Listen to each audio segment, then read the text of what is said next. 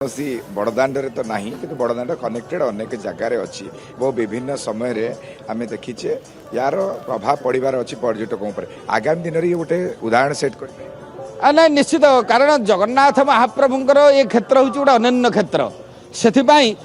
ये स्थान गोटे पवित्र रही जेहेतु मान्यवर मंत्री महोदय होती व्यवस्था कर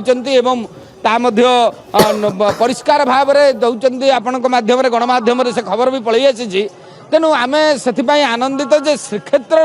पवित्र आत्मदा होती अक्षुण्ण रहू महाप्रभुंर संस्कृति परंपरा विधि व्यवस्था ये सब जिते अक्षुण्ण रही यार गारिमा वृद्धि हम ताहा होती ये क्षेत्र मर्यादा कहले अत्युक्ति हम ना।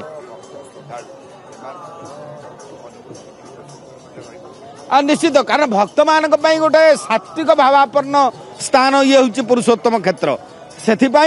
ये सात्विक भाव आसवा हेले राजसिक द्रव्य को दूरेया पड़ो जहाँ करा निश्चित गोटे अतीव सुंदर पदक्षेप।